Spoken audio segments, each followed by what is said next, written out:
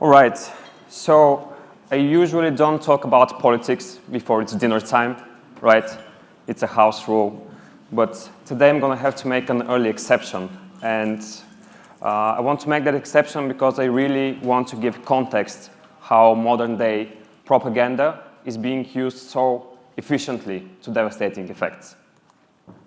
So, cognitive warfare is a term not coined by NATO, but they actively started using it since the events of 2014.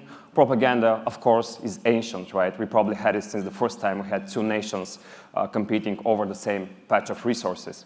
But something really and drastically changed in 2014, and we are living in a new era since then.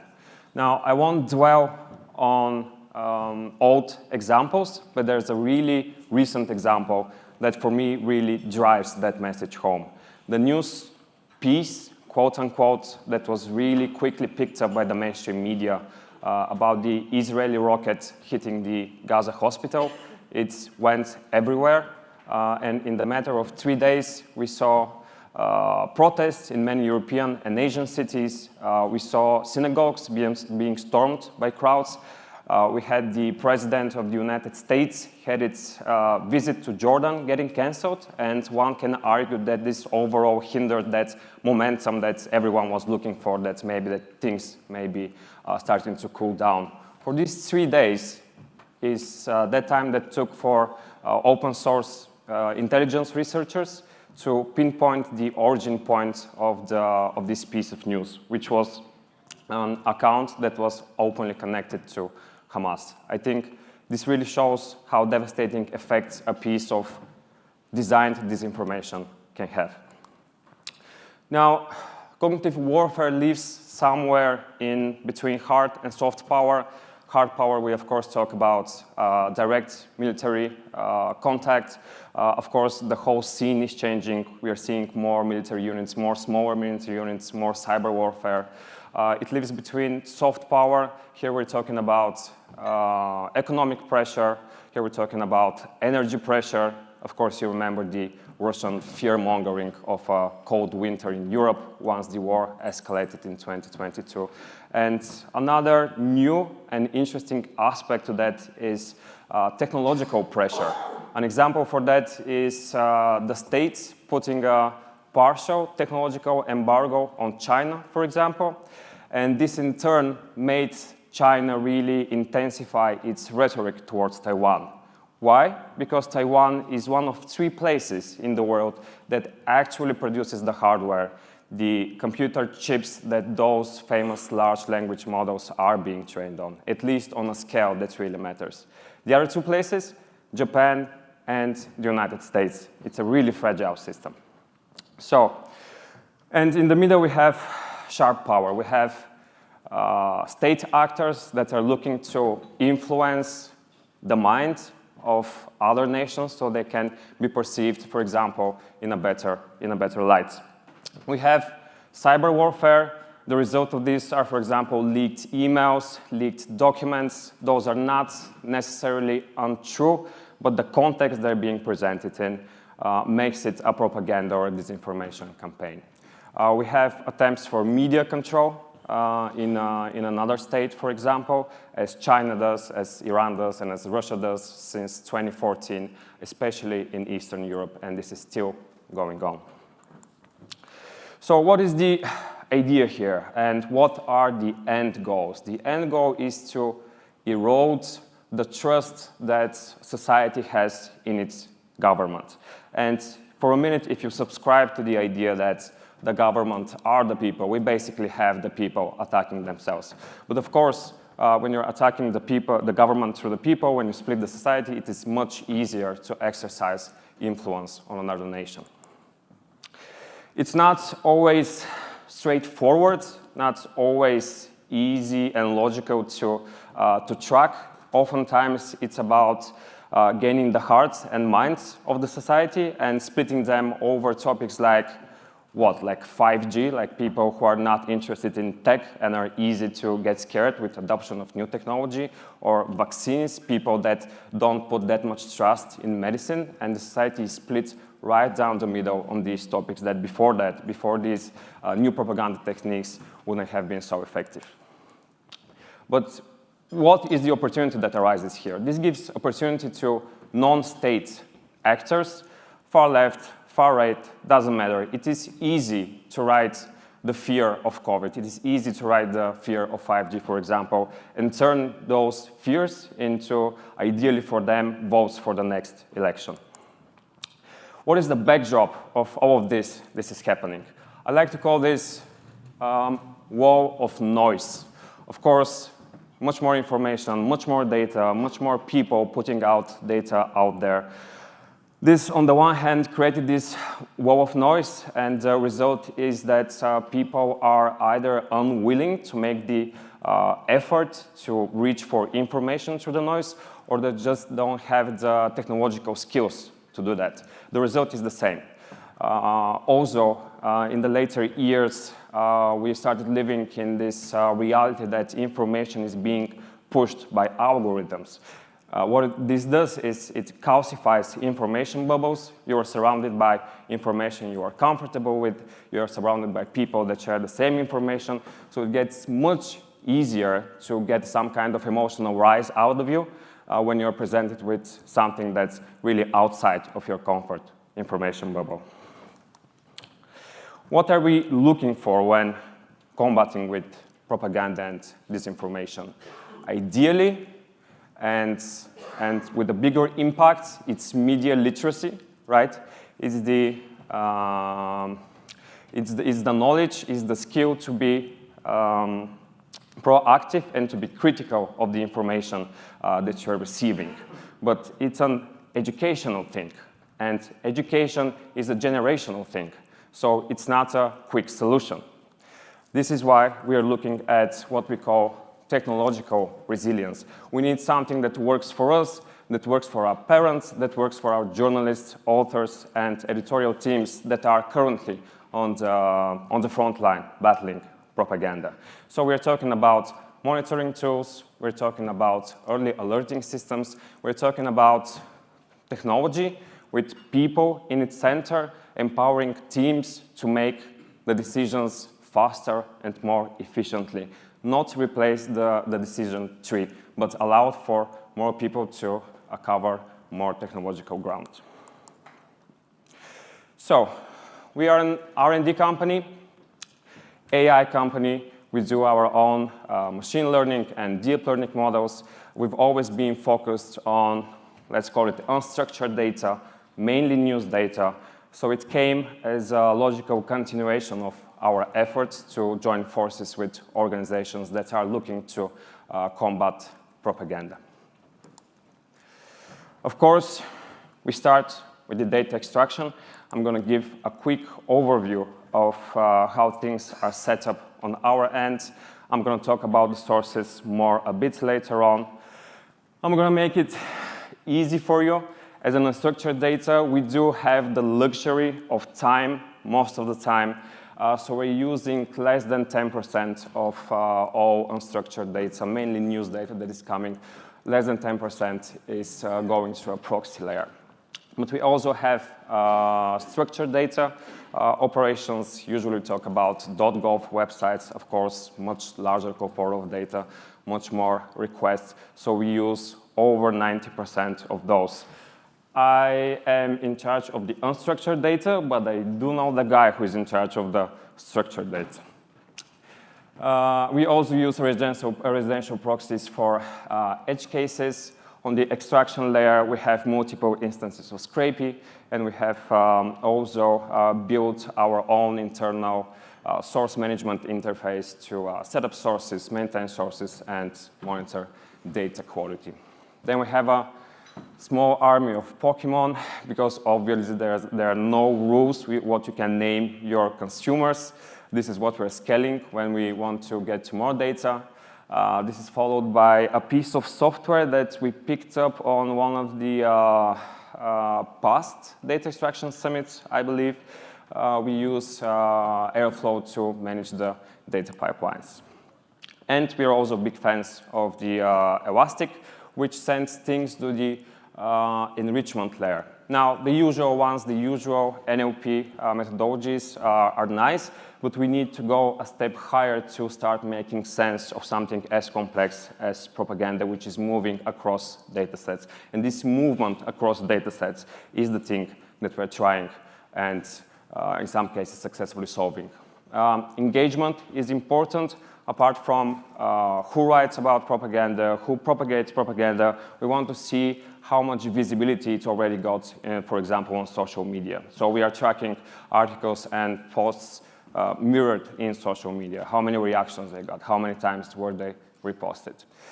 And I'm happy to hear that structuring unstructured data to structured data is something that is important to other people as well. We rely heavily on knowledge bases. We like to call them single place of truth. So basically, if we find an entity, if we find an event in the unstructured data, we can go back to the knowledge base and verify whether this is the event, whether this is the entity that we're talking about. Or if we don't find it, with the help of editorial, most times, we can create this entity in the knowledge base. Now, when talking about data, what I mean by fast data, I mean new social media channels. And by new social media channels, I usually mean Telegram.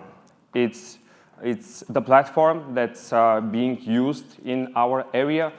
There is a point maybe to be made that after 2014, we were seeing only so-called bad actors on Telegram. Ironically enough, those bad actors started bullying mainstream journalists, started bullying mainstream authors, and they went to Telegram. So now we have a nice balance going on there. It's also nice that Telegram doesn't have algorithms that push data and news to you, so you still have that choice. You have to opt in to a channel to start receiving from it, right? But of course, Telegram is a starting point of many disinformation campaigns. So this is why it's important. Another thing that I call fast data is a result of mainstream media's attempt to take back some of the clicks that social media stole from them. Of course, they open up comment sections under their articles. It was a bit successful, but it also opened up a new way to attack mainstream media by hate speech detection, by propaganda, by actors trying to hijack the narrative of the mainstream media and making it more about the discussion in the comments rather than the article is being written. Then we have fringe media in the middle.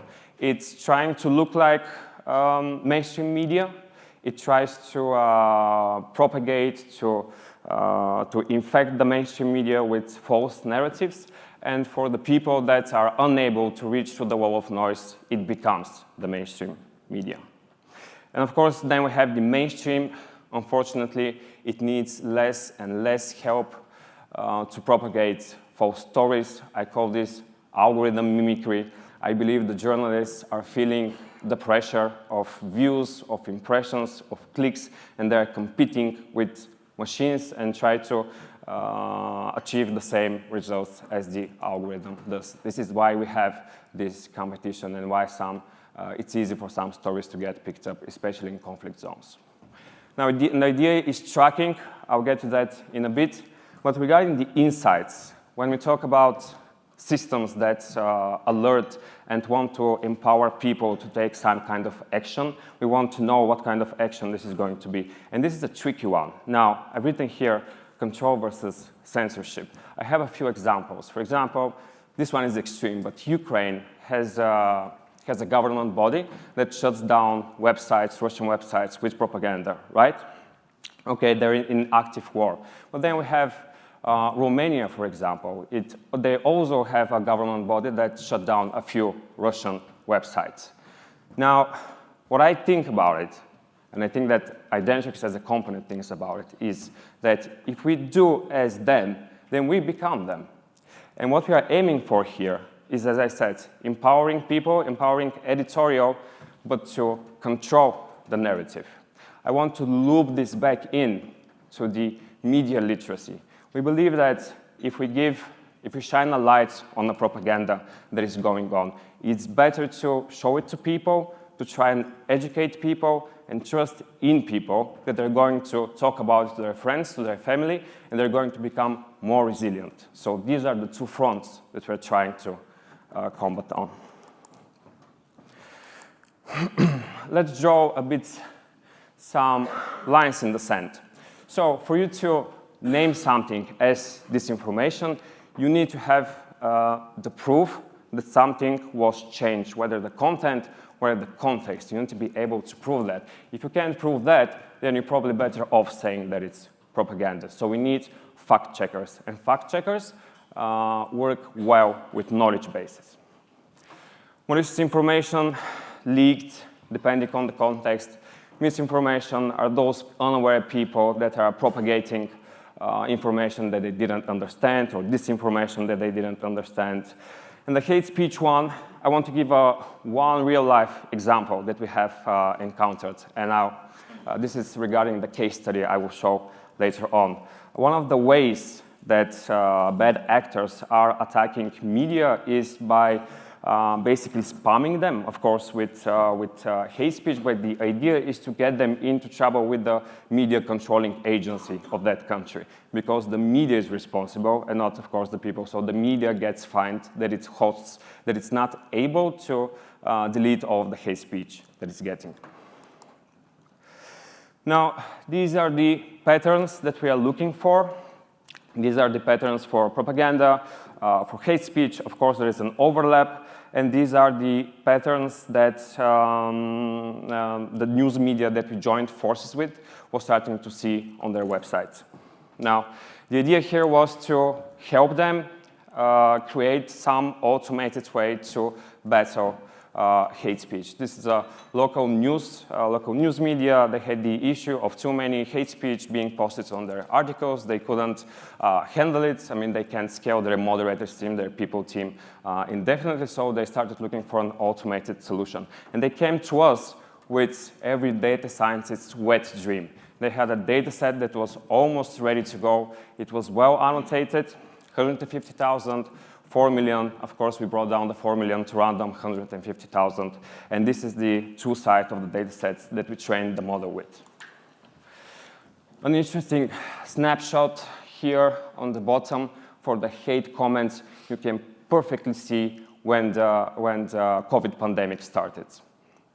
This is at the end of 2019 and perfectly correlates with the hate speech increase. Now, our idea as a whole, and in this instance as well, is to create a model that's live, because at the end of the day, we are combating something that is live, which is speech and which is news, because hate speech is changing with the time and is changing with the news, with the reality. So the idea is to create a way that it can self-sustain for at least a couple of years. It's not going to work forever, but it's working to this day, and it's working well. So we have, of course, comments coming in. We have the model. We trained it in this way for around 3-4 months. We'll see the results in a bit. But we have articles, comments coming in. They go through the model. If it's hate speech, it's sent to the moderator team, who then decides if it's indeed hate speech, probably deletes it. If it's not hate speech, it goes back to the model. Both of these scenarios reinforce the model.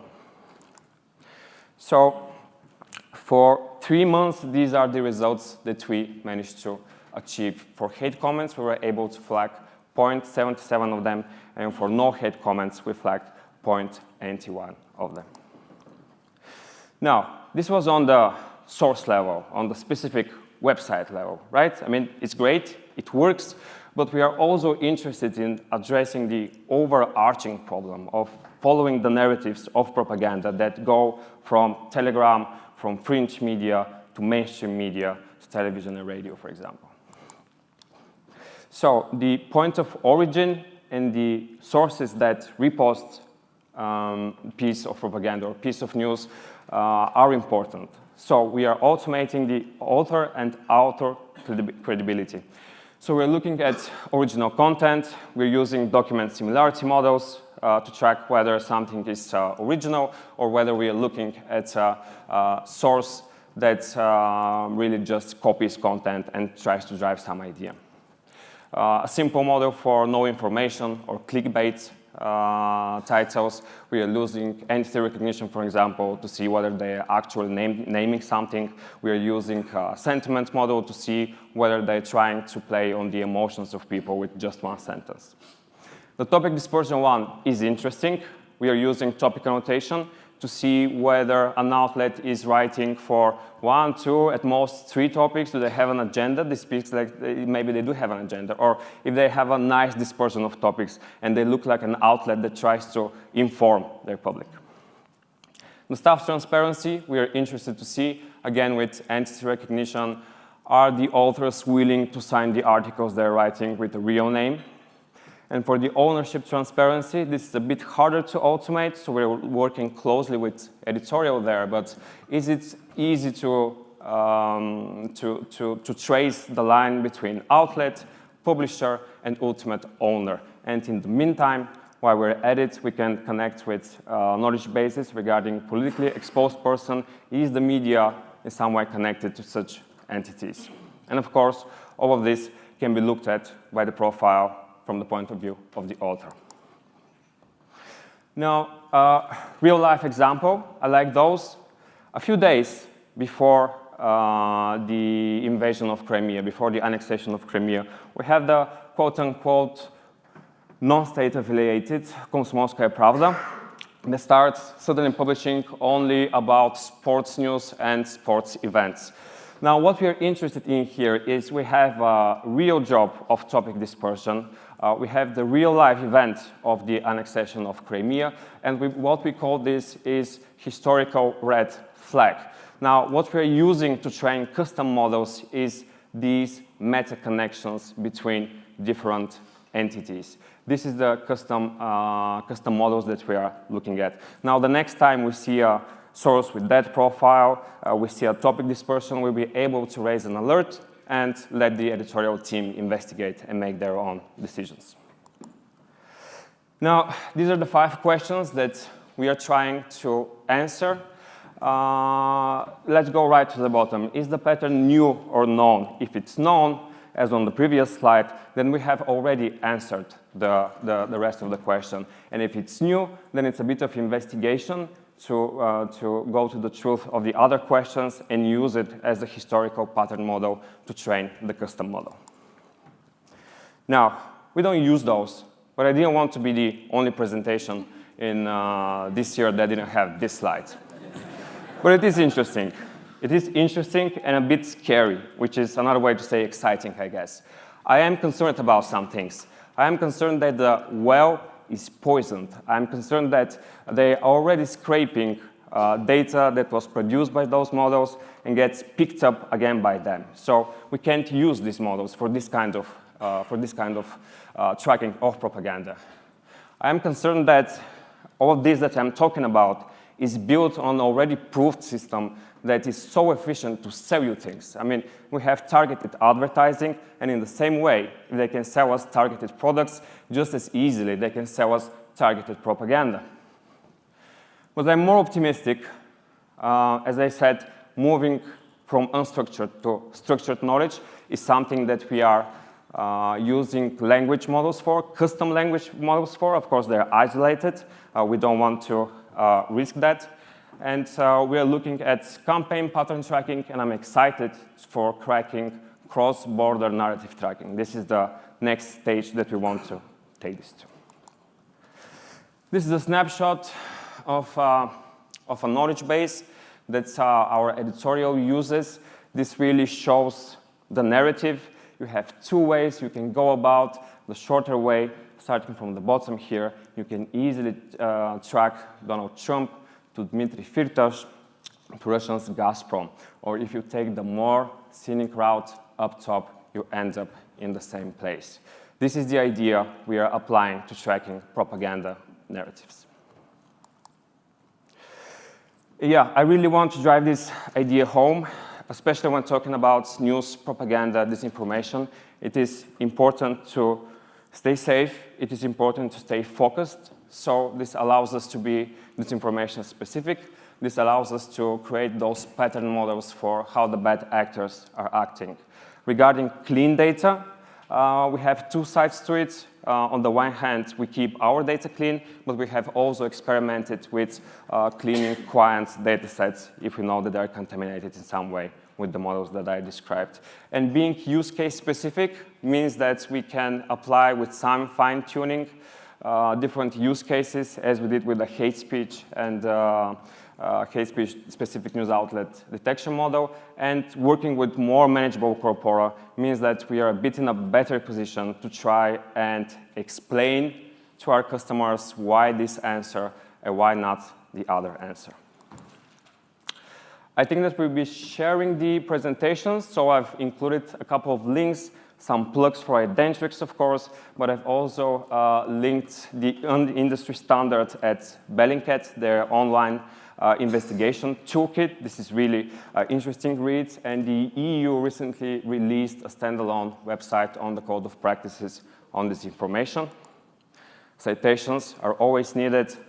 It's an interesting paper of China's cognitive warfare on Taiwan. I used the chart you saw earlier there, added a bit from myself, and the slide with the examples of emotional language. This is a really deep dive white paper on how machine learning can be used to flag propaganda techniques. Thank you.